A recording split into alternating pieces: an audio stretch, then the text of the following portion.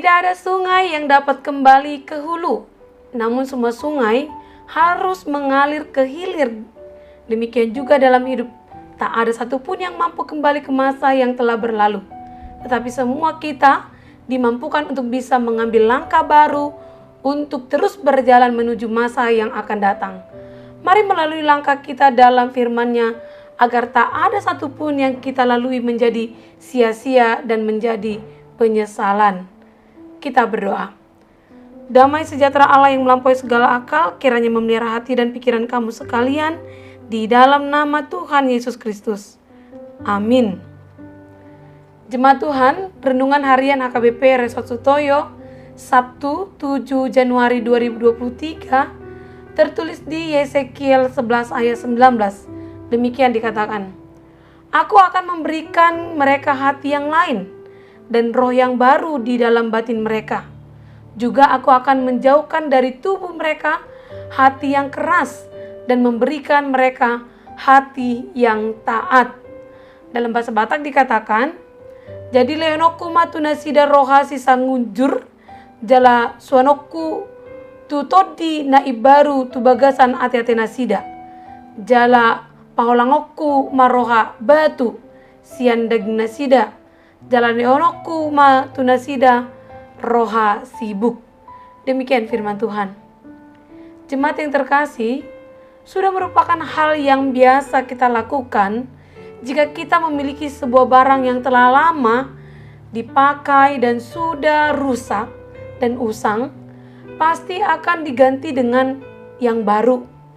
Jika sudah ada yang baru, maka barang yang lama tidak kita pakai lagi dan akan kita buang jauh dari kita. Dari kebiasaan sederhana ini, kita dapat memastikan bahwa setiap waktu selalu ada pembaharuan yang kita alami. Mulai dari barang-barang di rumah, sistem dalam pekerjaan, dalam masyarakat, bahkan juga kita mengalami pembaharuan dalam hidup kita masing-masing. Demikian juga ketika kita mengawali tahun baru, yang sering sekali kita pakai sebagai momen yang tepat untuk memperbaharui hidup kita. Pembaharuan hidup adalah menggantikan sikap dan gaya hidup lama yang rusak dan tidak baik dengan gaya hidup baru yang lebih baik lagi.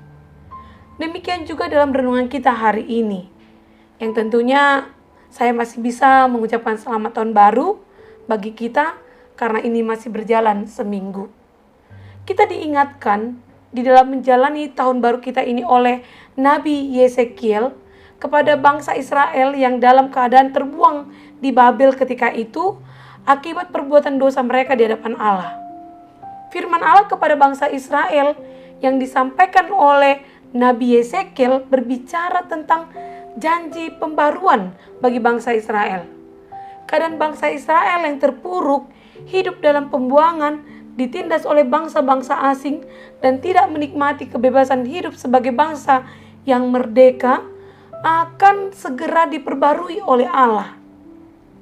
Memang penyebab awal mereka dibuang adalah karena ulah mereka sendiri, karena sikap hidup yang tidak taat, keras hati, tegar tengkuk, dan tidak setia.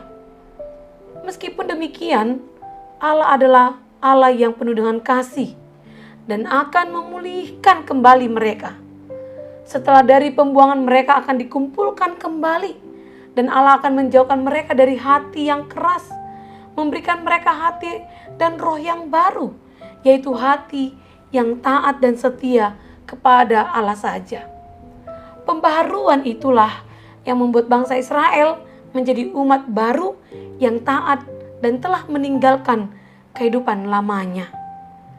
Jemaat Tuhan, sebuah cangkir yang berisi air tawar, ketika diminum, maka rasa airnya pasti tentunya tawar.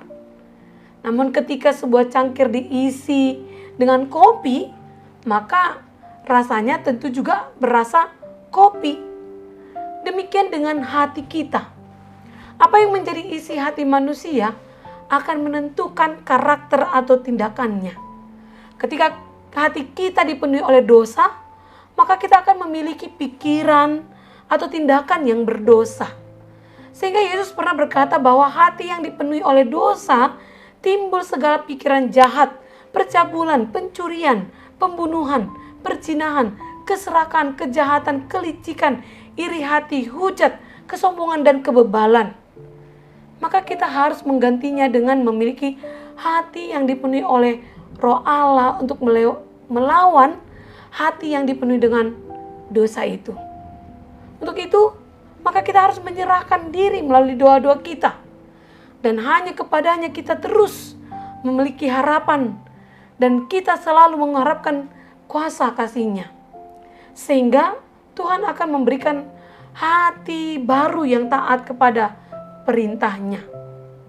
Demikian juga dalam menjalani hari-hari kita yang baru ini. Sebagai orang percaya yang telah dibaharui oleh Allah sendiri melalui pengorbanannya di kayu salib, kita yang dulunya hidup dalam dosa dan sering melakukan kejahatan hidup sebagai manusia lama, namun sekarang sejak hidup dalam Kristus, kita telah menanggalkan hidup lama dan menerima hidup yang baru. Sebagai ciptaan baru, tentu gaya hidup kita tidak lagi sama dengan cara hidup yang lama yang penuh dengan dosa.